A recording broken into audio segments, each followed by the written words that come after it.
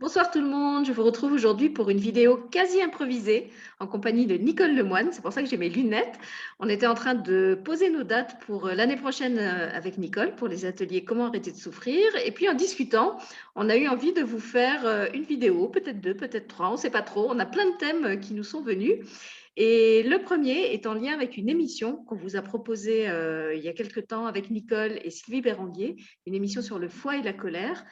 Vous leur avez fait d'ailleurs de beaux retours à toutes les deux sur cette émission qui apparemment vous a bien parlé, fait réfléchir. Et au terme de cette émission, Nicole s'est rendue compte qu'elle avait des choses à ajouter, des choses pratiques et puis une précision sur le lien foie-colère. Donc, on a décidé de retourner une vidéo courte avec elle pour qu'elle partage avec vous ce qu'elle avait envie de dire. Donc, bonsoir Nicole et merci pour Bonsoir ce Sylvie. petit cadeau bonus que tu nous offres sur le foie et la colère. C'est à toi.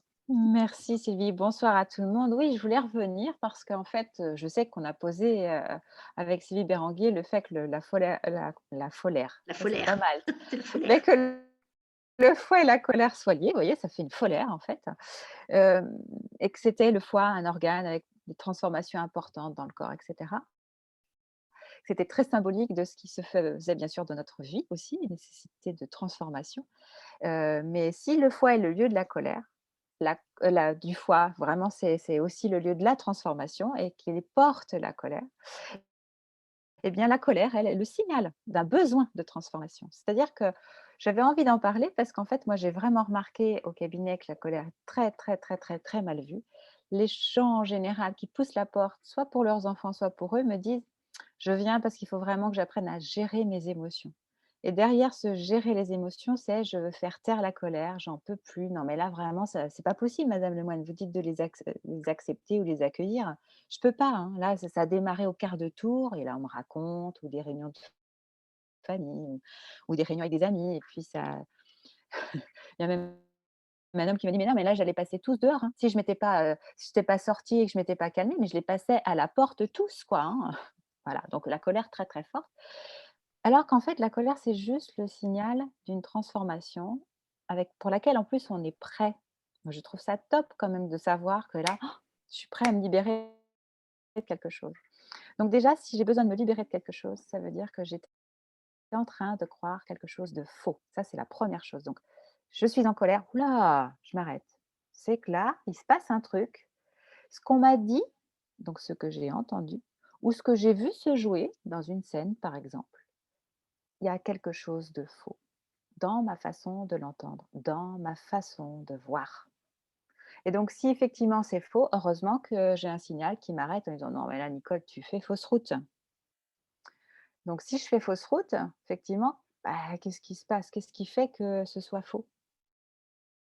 Très souvent, c'est parce que je crois autre chose que ce que je suis, ou que je crois quelque chose qui se passe autour qui n'est pas la vérité non plus. C'est quoi? C'est parce que c'est pas de l'amour. N'oubliez jamais que ce qui est, c'est de l'amour. Ce que vous êtes, c'est de l'amour. Ce que nous sommes tous, c'est de l'amour. Si par exemple, je suis face à un couple dans la rue et ils sont en train de s'invectiver violemment, je peux peut-être essayer de me rapprocher et voir s'il y a quelqu'un qui aurait besoin d'aide. Mais si je sens qu'on me regarde avec véhémence, bah, ça sert à rien que je me prenne un coup de poing dans le nez. Ce qui est en train de se passer là, c'est quand même une forme d'acte d'amour. En fait, ce qui se passe devant mon nez, ce sont des gens qui ne se connaissent pas véritablement. Ils ont oublié qu'ils étaient de l'amour. Et donc, ils expriment à leur niveau de conscience ce qu'ils croient être. Mais moi, c'est important que j'ai un autre regard sur ça. Et si je me présente déjà apaisée, non pas dans la peur, oh là là, il faut que je les sépare, que ça. Mais déjà, pardon, si je suis apaisée en me disant, bah oui, en fait, là, je vois bien qu'il y a deux personnes qui se méconnaissent intérieurement, donc ils vont se méconnaître aussi dans leur façon de se parler. Bah, déjà, ça va poser un peu plus les choses. Ça ne veut pas dire que ça va régler les choses, mais déjà, ça va les poser, puis déjà, en moi, ça va être beaucoup plus simple. Donc le foie, c'est le lieu de transformation, et la colère, c'est son signal de transformation. Et ce n'est pas de l'amour. Voilà ce qui se passe. Il n'y a pas d'amour. Je trouve, Oui, excuse-moi, je t'interromps, je voulais rebondir sur quelque chose. Je trouve que c'est intéressant parce que ça explique pourquoi quelquefois on supporte très longtemps une situation, hein, et on sent la colère qui monte, qui monte, qui monte, et puis il y a un moment, justement, cette colère va exploser. Alors, on appelle ça un peu le principe de la cocotte minute. Et avec l'interprétation que tu en fais, je comprends, c'est qu'en fait, pendant très longtemps, on a cru que c'était le comportement adéquat, que c'était normal de réagir comme ça parce que ça faisait partie du scénario qu'on a engrammé quelque part.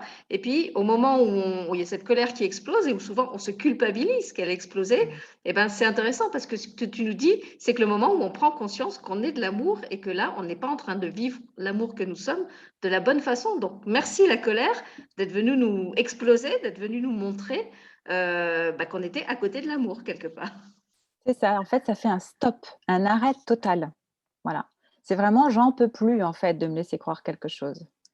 Et du coup, pour savoir ce qui se passe vraiment en nous, ça, c'est très, très intéressant aussi de faire cet exercice, c'est: «OK, je reprends la même scène, mais cette fois-ci, au lieu de voir finalement des personnes différentes autour de moi, eh bien, je vais imaginer que c'est un comme moi». Qu'est-ce que je veux dire par là? C'est que pour moi, si on est 8 milliards actuellement sur la planète, bah, pour moi, c'est comme si j'étais moi devant 8 milliards de Nicole.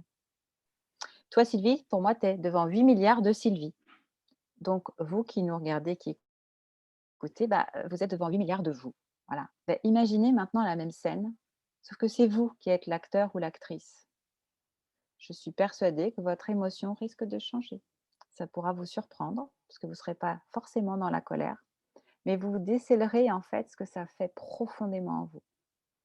J'ai eu un cas encore il n'y a pas longtemps, et c'était pas de la colère, c'était une tristesse, mais abyssale presque, tellement ça faisait longtemps. Cette personne pleurait au fond d'elle. C'est comme si sa vérité pleurait de ne jamais être entendue, de ne jamais pouvoir. C'est comme si l'amour pleurait de se dire: mais quand est-ce qu'il va comprendre qu'il est de l'amour? Mais quand est-ce qu'elle va réaliser que c'est pas possible d'être autre chose que de l'amour? Voilà. Et ça, je trouve que c'est important et que c'est un bon outil pour calmer le jeu. Et ce soir, j'ai fait faire cet exercice à une patiente et je lui dis: «Bon allez, vous le faites et puis, vous m'en reparlez après». Et puis comme je m'occupais de sa fille, après la séance avec sa fille, je la vois revenir, je dis: «Bon alors?» «Oh, bah, écoutez, je comprends pas, moi j'ai rien senti après». Je dis: «Bah, voilà, vous voyez bien qu'en fait, vous êtes, au clair avec vous et donc bah, vous êtes en adéquation totale, donc ça sert à rien de vouloir changer les autres». Il y a des situations, on va être en colère parce que l'autre ne bouge pas. Mais si j'imagine que c'est moi qui fais ça, bah, je vais juste rire et ça va rien faire du tout, parce que c'est tellement pas crédible que ça changera pas. Et c'est ça aussi, quand on est face à quelqu'un, effectivement, qui a pas compris, une forme de niveau de conscience différent, bah, c'est pas grave en fait. Mais il faut penser tout de suite que c'est nous qui est en train de parler. Et vous verrez que ça fera rien du tout dans ces cas-là. Se dire que, bah, vous êtes au clair avec ça, que la personne, en fait, croit ça, et ben, elle est libre. Ce sera juste l'heure d'ajouter: «Eh ben, on est tous libres, tout va bien». Voilà, Voilà. c'était la bonne nouvelle de l'avant. Voilà. Tu voulais ajouter quelque chose encore? Rien, je pense que c'est pas mal ça, déjà. Donc n'oubliez pas, foi égale lieu de transformation. La colère, c'est le signal. Et puis un outil facile, c'est vraiment de ne pas perdre de vue qu'on n'est que de l'amour. Et la deuxième chose importante, c'est de s'imaginer, en fait, bah, on n'a que des soi autour de nous. Donc en fait, si c'était moi, comment est-ce que je réagirais? Voilà. Voilà, on vous laisse avec ça. Amusez-vous bien, faites-nous vos retours si ça vous a aidé ou si ça vous laisse perplexe, peut-être ce sera le cas aussi. Et puis si vous voulez en savoir plus sur le foie et la colère, vous pouvez revisionner si vous ne l'avez pas vu la première vidéo où on était avec Nicole et Sylvie Béranguier et où on a pendant 1 heure et demie parlé du foie, de la colère, du lien entre les deux, qu'est-ce qu'on fait avec la colère et à quoi elle sert. Donc vous entendrez plus longuement ce que Nicole résume là de façon plus succincte. Donc, accueillez votre colère et jouez avec elle et donnez-nous de vos nouvelles pour qu'on sache comment ça se passe pour vous. Merci Nicole. Merci la colère de nous réveiller et amusez-vous bien en tout cas. Bonne fin d'année à tous.